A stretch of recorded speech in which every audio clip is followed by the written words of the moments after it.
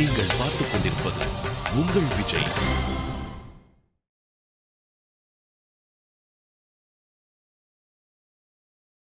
நான் போலீஸ் ஸ்டேஷன்ல மட்டும் இல்ல, அவன நடு தெருவுல நிக்க வச்சு வெட்டி போடுவேன். வேடி சொன்னா கேளு. ஏய், தேவையில்லாம ஆர்ப்பாட்டம் பண்றத முதல்ல நிறுத்து. நான் பாத்துக்கிறேன். கொஞ்சம் அமைதியா இரு. இன்ஸ்பெக்டர் சார், வாங்க. ஏய் வாங்க வேணி, வா.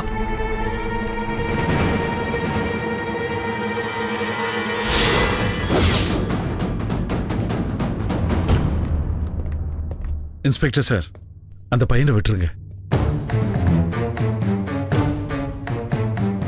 மாமா, என்ன மாமா போலீஸ் ஸ்டேஷன்ல வந்து நியாய தர்மம் பேசுறீங்களா? அப்பா என்ன சொல்றீங்க? அவன் தப்பு பண்ணவன், குற்றவாளி. அவன் தண்டனை அனுபவிச்சுதான் ஆகணும். மாமா, அவன் தாறுமாறா காரை ஓட்டி என் மச்சான் மேல மோதி கொல்ல பார்த்திருக்கான். அவனை போய் விட சொல்றீங்க? இது எந்த ஒரு நியாயம் மாமா? அத்தை, நீங்களும் பேசாம இருக்கீங்க. மாமா இதை எடுத்து சொல்லுங்க. இன்ஸ்பெக்டர் சார், எங்க அப்பா சொல்றதுல ஒரு நன்மை இருக்கு. அந்த பையனை விட்டுருங்க.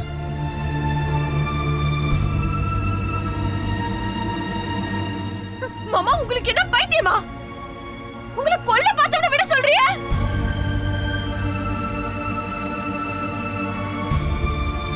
மேனி, ஆக்சிடென்ட் பண்ணவன் இவன் இல்ல.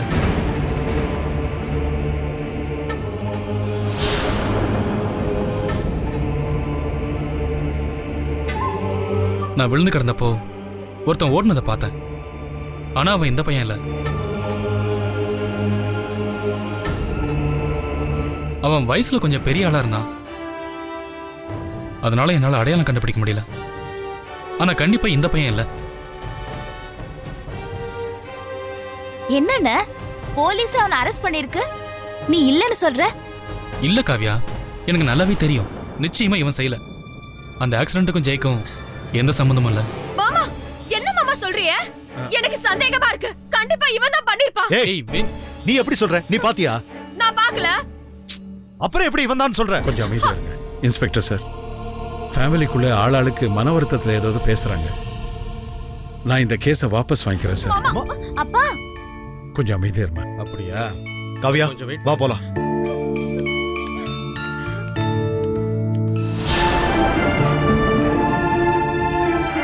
என்ன? வா வீட்டுக்கு போலாம். ஜெய்ய அவங்க வீட்டுல விட்டுட்டு அவங்க அப்பா அம்மா கிட்டயும் பேசிட்டு போலாமே. நான் அங்க வரல, நீயும் போக கூடாது. நம்மள மதிக்காதவங்க வீட்டுக்கு போய் நான் அசிங்கப்பட தயாரா இல்லை.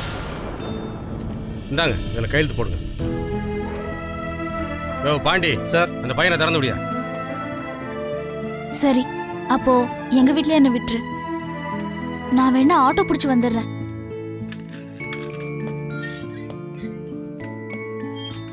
என்ன யோசிக்கிற? நான் எங்க அம்மா வீட்டுக்கு தானே போகணும்னு சொன்னேன்.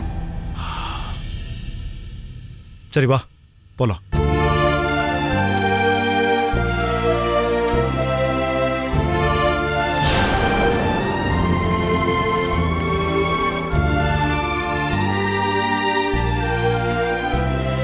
Thank you sir.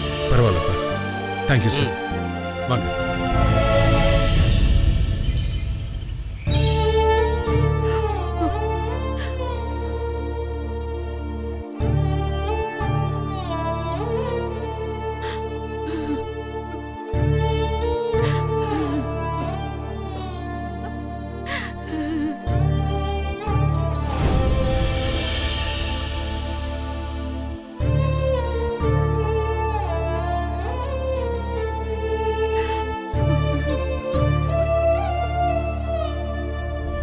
ஏன் இப்போ அழுத? நான் ஏதாவது தப்பு பண்ணிட்டேனா? சொல்லு, நான் என்னை மாற்றிக்கிறேன். உன் புள்ள ஜெய் லைசன்ஸே இல்லாமல் வண்டியை ஓட்டி ஒருத்தனோட உயிரை எடுக்க பார்த்துருக்கான். அவன் செத்துருந்தா அவன் ஃபேமிலி என்ன இருக்கும்?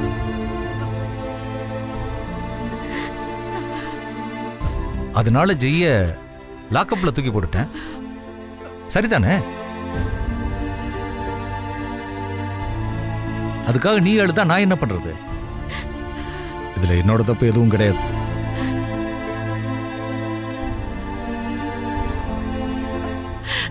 ஜெய் சின்ன பையங்க, அவனை நினைச்சு என் மனசு வேதனைப்படாம இருக்குமா? அவனை பிரிஞ்சு என்னால இருக்க முடியுமாங்க? அழாம என்ன செய்ய சொல்றீங்க?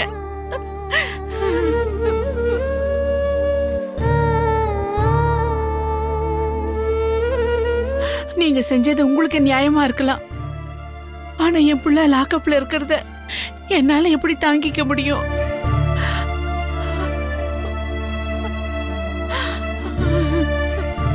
அம்மா அழாதீங்கம்மா. நீங்க அழுதா மட்டும் ஜெய் வெளியில வந்துட போறானா? இல்ல அப்பாதான் மனசு மாதிரி ஜெய்ய வெளியில கொண்டு வந்துட போறாரா?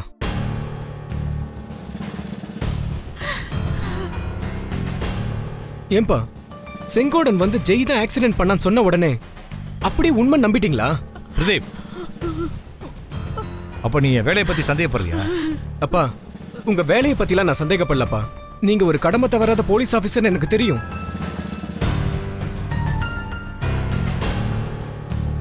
ஆனா அன்னைக்கு நிச்சயதார்த்தத்துல செங்கோடனை நிக்க வச்சு அவமானப்படுத்தினீங்கல்ல, அதை நினைச்சு உங்களை பழி வாங்கிருக்கலாம் இல்லையா? நீ சொல்றத நான் ஒத்துக்கிறேன். அவன் சொன்னதை நம்பி நம்ம ஜெய் அரெஸ்ட் பண்ற அளவுக்கு நான் ஒன்றும் விவரம் இல்லாத போலீஸ் ஆபீசர் கிடையாது. என்ன பழி வாங்குற அளவுக்கு அந்த செங்கோடனுக்கு தைரியம் பத்தாது. அப்ப எதுக்கு ஜெய் அரெஸ்ட் பண்ணீங்க? அவன் தப்பு பண்ணிருக்கானே பிரதீப், அதனால தான் நான் அவனை அரெஸ்ட் பண்ணிருக்கேன். நான் காரணம் இல்லாம என் பிள்ளைய லாக்கப்ல வைக்க மாட்டேன்.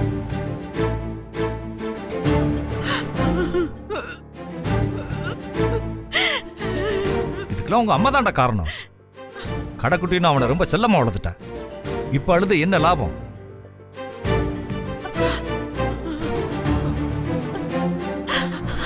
அவனுக்கு செல்லம் கொடுத்தது தப்புன்னா என்னையும் அரெஸ்ட் பண்ணி அவன் கூடவே லாக்கப்ல போடுங்க. ஜெயந்தி, உணர்ச்சி வசப்பட்டு பேசாத, கொஞ்சம் அமைதியா இரு. பிரதீப், நீ சொல்ற மாதிரி செங்கோடன் தப்பான இன்ஃபர்மேஷனை கொடுத்திருந்தா அவனை உண்டு இல்லைன்னு பண்ணிடுவேன். டேய் பிரதீப், அப்பா கிட்ட எதுக்கிட்ட தேவையில்லாம கேள்வி கேட்டுட்டு இருக்க? எது நடக்கணுமோ அது நடக்கும், யாராலையும் தடுக்க முடியாது.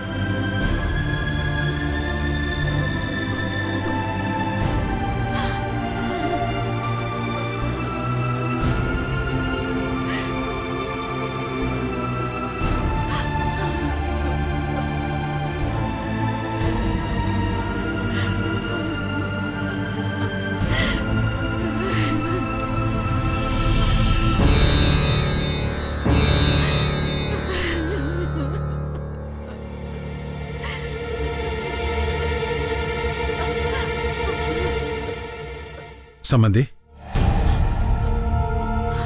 உங்களை பார்க்கத்தான் வந்தேன். அங்க பாருங்க யாரு வந்திருக்காங்கன்னு.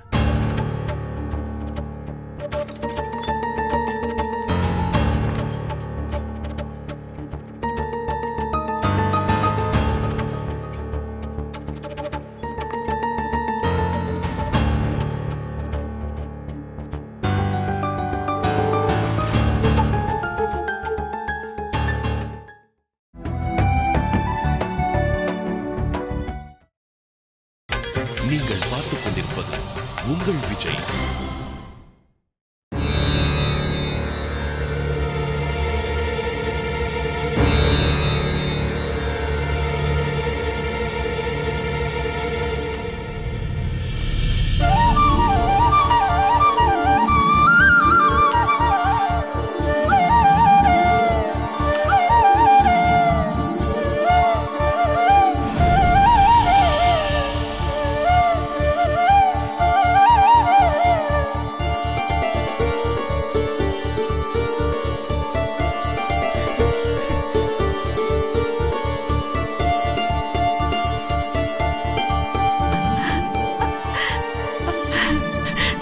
ஜெய்,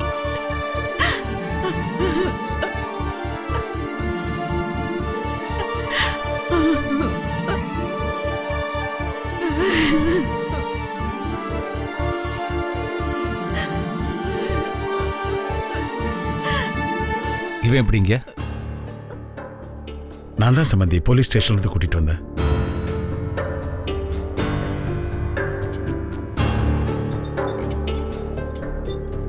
வா.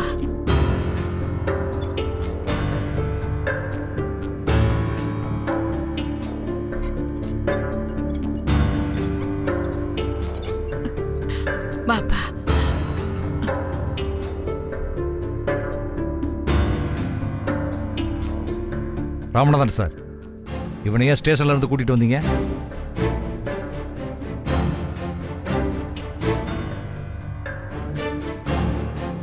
இவன் தப்பு பண்ண குற்றவாளி.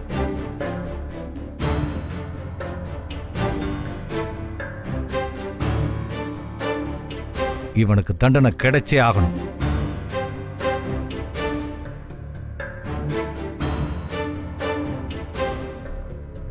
இவனை மாதிரி கிரிமினலுக்கு உதவி செய்யறது கூட தப்பு ராமநாதன் சார். சம்பந்தி, உங்க பையனை நீங்களே என் கிரிமினல் சொல்றீங்க. இவன் உங்க பையனை சாகடிக்க பார்த்த கிரிமினல் சார். இவனுக்கு சப்போர்ட் பண்றீங்க?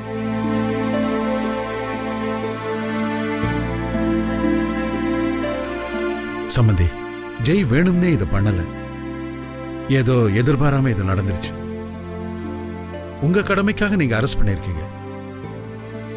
நம்ம குடும்பத்துக்காக நம்ம பையனை வெளியே கொண்டு வந்துட்டோம்.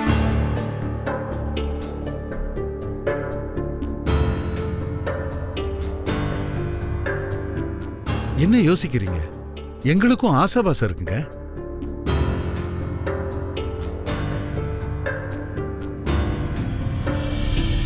இங்க பாருங்க, தான் பையனுக்கு ஏற்படுற கஷ்டத்தை பார்த்து எந்த தாயும் நிம்மதியா இருக்க முடியாது.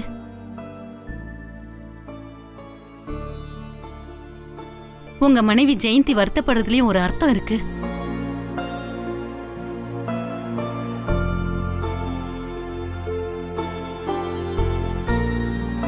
மீனாட்சி, அரவிந்த் எனக்கு புள்ள மாதிரி தான். அவனுக்கு ஏற்பட்ட கஷ்டமும் என் பிள்ளைக்கு ஏற்பட்ட மாதிரி தான் நினைக்கிறேன்.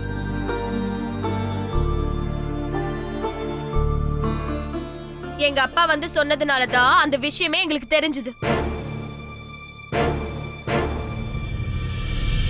இல்லனா எஸ்பி சார் இத கண்டும் காணாம மறைச்சிருப்பாங்க.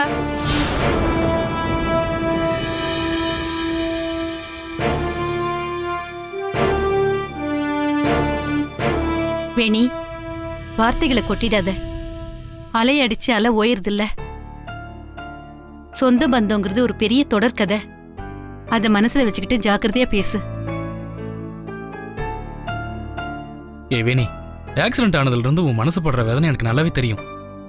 அதை என்னால புரிஞ்சுக்கவும் முடியுது. என்ன தவிர வேற யார் ஆறுதல் சொன்னாலும் நீ ஏத்துக்க மாட்டேன்னு எனக்கு தெரியும். தயவு செஞ்சு நடந்ததை மறந்துரு.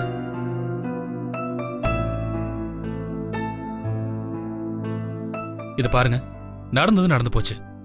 இப்போதைக்கு இந்த மாதிரி வீல் சேர்ல நான் உட்காந்து நகர்ந்துகிட்டே வாழ்க்கையை ஓட்டணுங்கிறது என் தலைவிதி.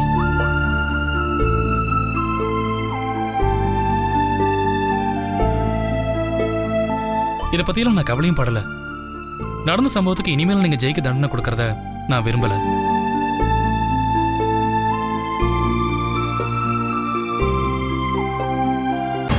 டேய், நீ இவ்வளவு பெரிய குற்றத்தை செஞ்சதுக்கு அப்புறம் கூட அரவிந்த் உன்னை மன்னிக்கிறாருன்னா அது அவருடைய பெருந்தன்மையை காட்டுதுடா.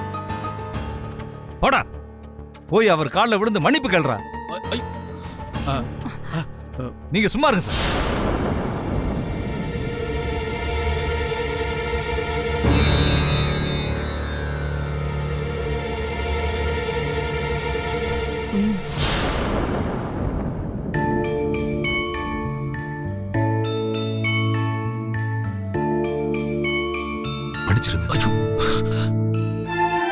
வேண்டாம் ஜெய், எந்திரிங்க. சாரி அரவிந்த், ரொம்ப தேங்க்ஸ். நமக்குள்ள எதுக்கு தேங்க்ஸ் எல்லாம்? நீங்க போங்க, பரவாயில்ல.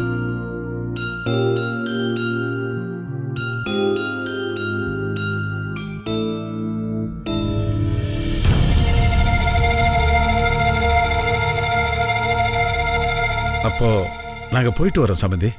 என்னங்க சம்பந்தி, இவ்வளவு தூரம் வந்துட்டு காஃபி கூட சாப்பிடாம போனா எப்படி? சாப்பிட்டுட்டு தான் போகணும். இல்லங்க, பரவாயில்ல, இன்னொரு நாளைக்கு சாப்பிடணும். இல்ல சாப்பிட்டுட்டு தான் போகணும். விட மாட்டேன் நான் உங்களை.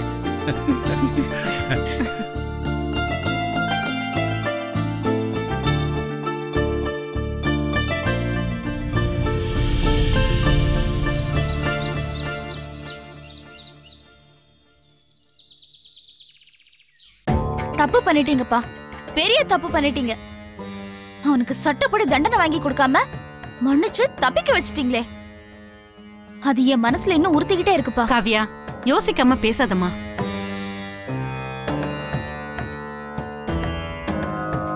மா, நான் ஒண்ணும் யோசிக்காம பேசல, நல்லா யோசிச்சுதான் பேசுறேன். என் அண்ணன் மொடமாயி வேதனை அனுபவிச்சுட்டு இருக்காரு, அதே மாதிரி அவனும் தண்டனை அனுபவிக்க வேண்டாம்?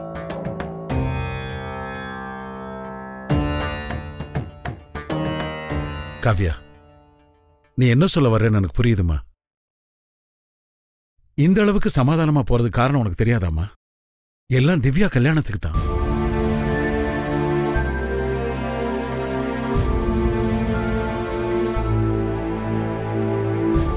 அவன் நல்லா இருக்கணும்னு உன் மனசுல ஆசை இருந்தா இனிமே அந்த ஆக்சிடென்ட் பத்தி பேசாத.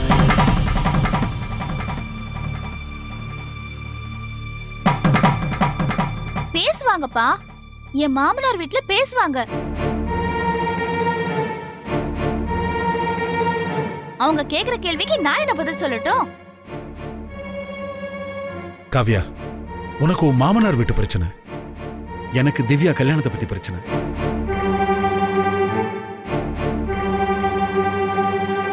அவ கல்யாணம் நல்லபடியா நடக்கணும்னு நான் நினைக்கிறேன். அதனாலதான் அந்த ஆக்சிடென்ட் சம்பவத்துல இருந்து ஜெய்யா காப்பாத்தி அவன் திருந்துறதுக்கு ஒரு சந்தர்ப்பத்தை கொடுத்திருக்கேன். ஆமா ஆமா, அவன் திருந்திட்டான், மனுஷன் ஆயிட்டான், தப்பு பண்ண மாட்டான்னு நீங்க எல்லாரும் நினைச்சு அவனை மன்னிச்சு விட்டிய. ஆனா நான் இப்ப சொல்றேன், நல்லா கேட்டுக்கங்க. அவன் இன்னும் பண்ணுவான், இதுக்கு மேலேயும் பண்ணுவான். நீங்க எல்லாரும் ஒரு நாளைக்கு அதை பார்த்து நல்லா அனுபவிக்க போறீங்க.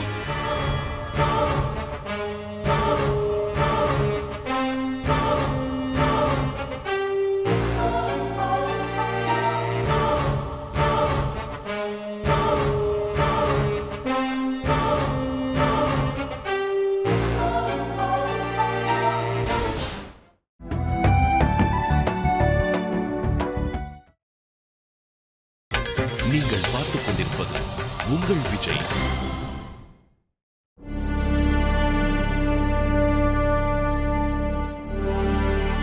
அப்பா, என்னடா இது? எடுத்துட்டு போ.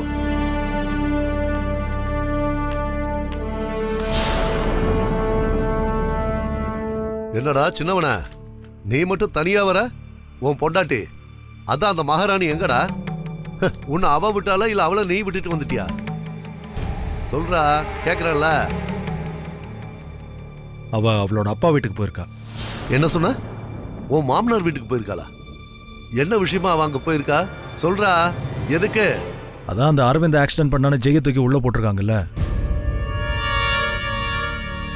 அத பத்தி பேச போயிருக்கா.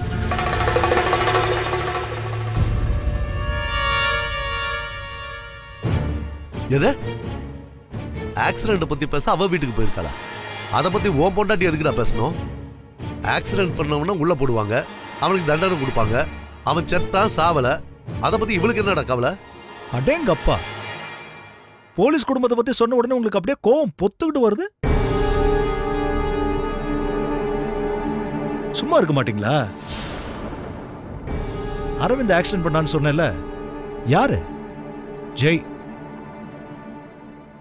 அந்த வீட்டுக்கு மாப்பிள்ளையா வர போற பிரதீப்போட தம்பி. அவனை அரெஸ்ட் பண்ணி உள்ள வச்சிட்டாங்க. அவனை காப்பாத்த அரவிந்த் இந்த ஆக்சிடென்ட் பண்ணது அவன் இல்ல, வேற யாரோன்னு சொல்லிருக்கான். அத போலீஸ் ஒத்துக்கல. ஆனா எங்க மாமனார் இந்த போலீஸ் கேஸ் எல்லாம் வேணான்னு சொல்லி கேஸை வாபஸ் வாங்கிட்டாரு. இதுக்கு போய் நீங்க ஏன் டென்ஷன் ஆயிட்டு இருக்கீங்க? இது அவங்க குடும்ப விஷயம், அதான் அவ போயிருக்கா. அப்படின்னா ஜெய்ய போலீஸ் விட்டாங்களா? அவன் வீட்டுக்கு போயிட்டானா? பின்ன அவன் ஆக்சிடென்ட் பண்ணலன்னு கேஸே வாபஸ் ஆயிடுச்சு. அப்புறம் என்ன ரிலீஸ் பண்ணாம ஸ்டேஷன்லயே வச்சிருப்பாங்களா?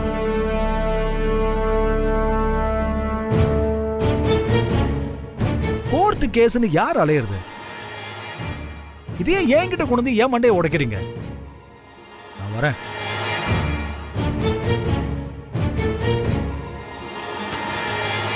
என்னப்பா பண்றது? இது ஏற்கனவே எஸ்பிக்கு தெரிஞ்சிருக்கும்னு நினைக்கிறேன். அவனை மாட்ட வைக்கலான்னு யோசனை பண்ணா அது அப்படியே ஆப்போசிட்டா மாறிடுச்சே.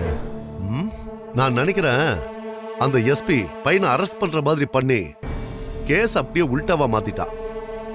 அவனுக்கு சாதகமா பிளான் பண்ணியிருக்கான் போல. அந்த அரவிந்த கூப்பிட்டு கேஸை வாபஸ் வாங்கி நாசுக்கு அவன் பையனை தப்பிக்க வச்சிட்டான். அவனை ரொம்ப பவர்ஃபுல்லா நினைக்கிறான்டா. அந்த பவரை நான் எப்படி பவர் இல்லாம ஆக்குறேன்னு பாரு. இனி காட்டுறேன்டா இந்த செங்கோட யாரு.